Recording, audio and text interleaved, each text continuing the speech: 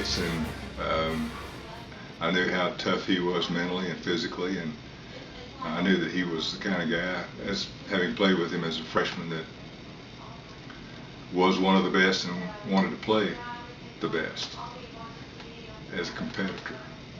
And he stood out in spring training that first year as freshman, and he raised himself in the ranks from whatever team that he started on. I started, I think, on about the 8th team.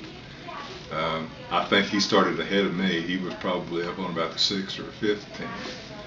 But he distinguished himself and was up in the 3rd team category, up against some veteran players by the end of spring training in 1960, the spring of 1963. Jim fit the mold of my idol in football, and that's Doak Walker. He let his play on the field do his talking. Started with our first game as sophomores in 1963 in Ann Arbor against Michigan. And Jim and I, were hovering back around the 3rd and 4th teams because there was a lot of good players on that team that were seniors. And I don't remember what Jim's circumstances was, but if memory serves me, Jim was the 2nd team player that played in that game. Back in those days, we had limited substitution, which meant you could only you could substitute 2 players on a change of possession, and you could then substitute 1 player on each play. And so that meant that 9 players over a period of time, half the team was going to stay in there, even if you substituted at every opportunity. We didn't substitute at every opportunity back in those days. People played both ways. Jim was a both ways player, on offense and defense. They changed the rule in '64 they eliminated the limited substitution rule, and they went to free substitution. Now, there were players like Tommy Novus down at the University of Texas that played both ways, offense and defense, even though he could be substituted for. And he would play the whole game most of the time. There may be some substitution later in the game, early in the game or whatever, but he was the guy.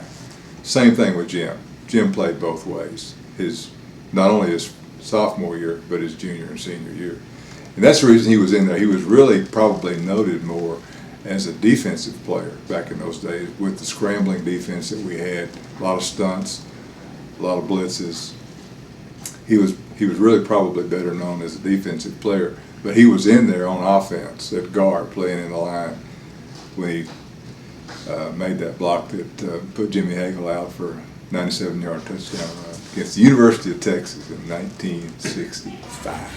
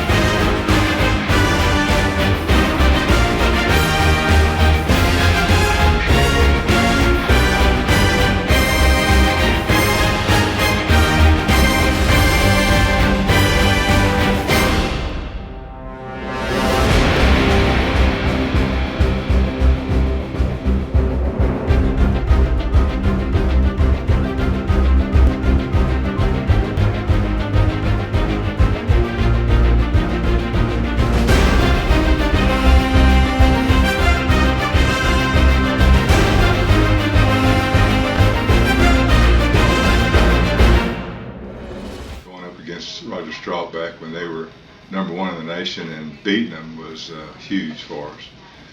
But I do remember that, particularly from the highlight films of that game, that Roger Staubach did not stay in the pocket. He was all over the field, and once the play started, there was no telling where he would wind up or who he would wind up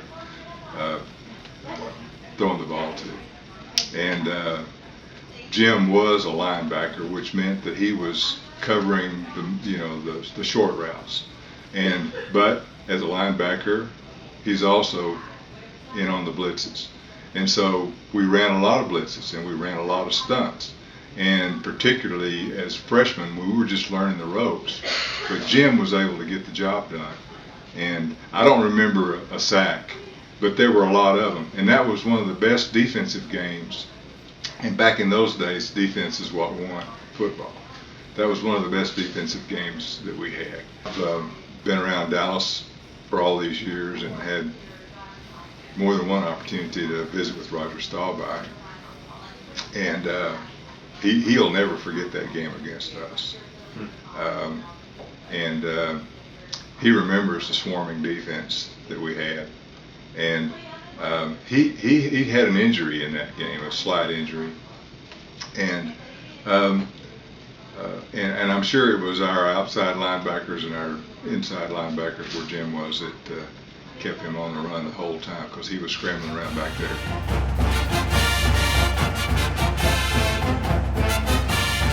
A linebacker named Tommy Novus. He was all Southwest Conference and went to the pros and played at Atlanta, was all pro at Atlanta.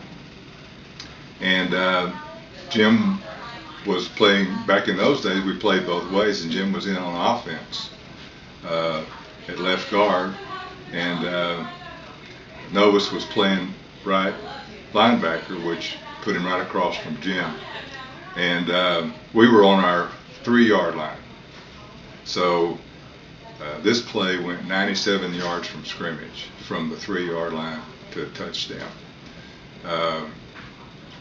We were backed up, and backed up in a position where it was obvious that we were going to run something up the middle to try to get away from being so close to the goal line.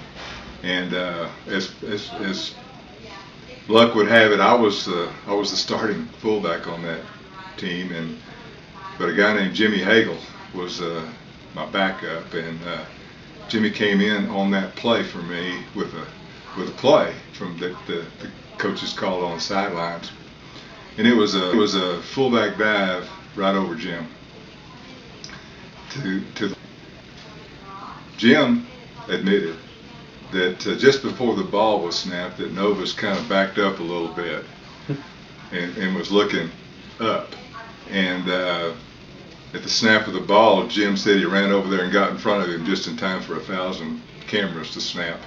But I think Jim was just being modest. I think that Jim deserves the fact that he got the block that made the play for the longest play in scrimmage in Southwest Conference history.